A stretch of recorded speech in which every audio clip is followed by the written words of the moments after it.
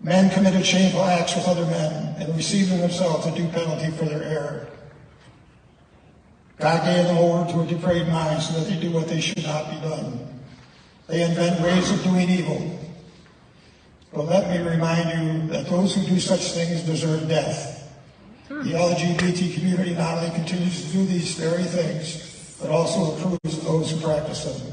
What's up, everybody? Major Retired Richard Ojeda here, and the attacks on the LGBTQ community continue to unearth as those like Donald Trump prop up conspiracies about them in places like this school in Conway, Arkansas.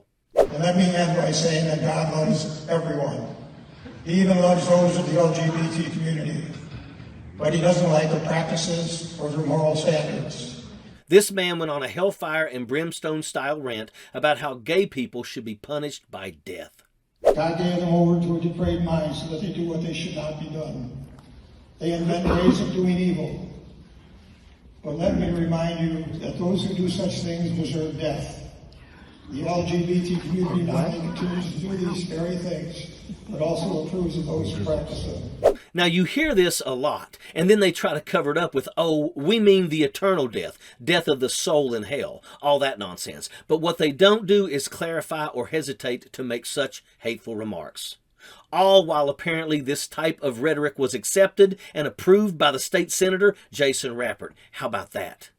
According to reporting on the incident, the person next to take the stage after this Bible thumper was a transgender student. Imagine the horror and fear that they must have held in their hearts as an adult at a school board meeting basically insinuated that they should be put to death for being who they are.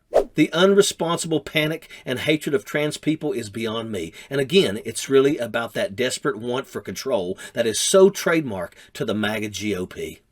Their talking points always highlight freedom and the ability to pursue life as you see it, but just not if you're trans, black, or against Donald Trump. Their idea of freedom is rooted in their insane devotion to a cherry-picked religious doctrine and that ravings of an orange lunatic. See, that freedom is really fragile once you start to be something other than straight and white. I would love to say that this type of behavior at schools and public places is a one-off and an outlier to normal day-to-day experiences for the LGBT plus community, but I would be lying.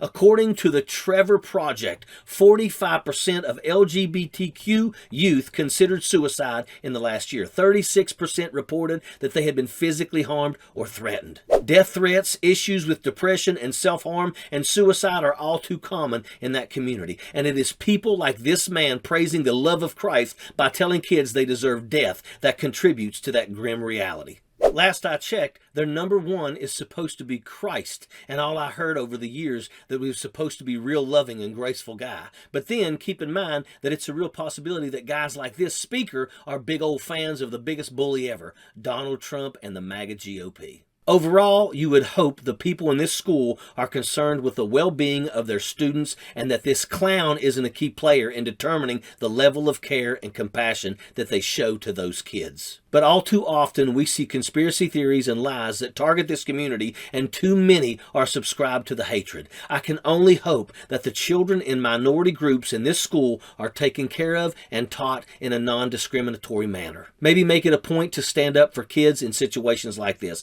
because they need someone in their life that won't let another bully come around and hurt them just because their God told them to. And that's a fact. Sappers clear the way, airborne all the way.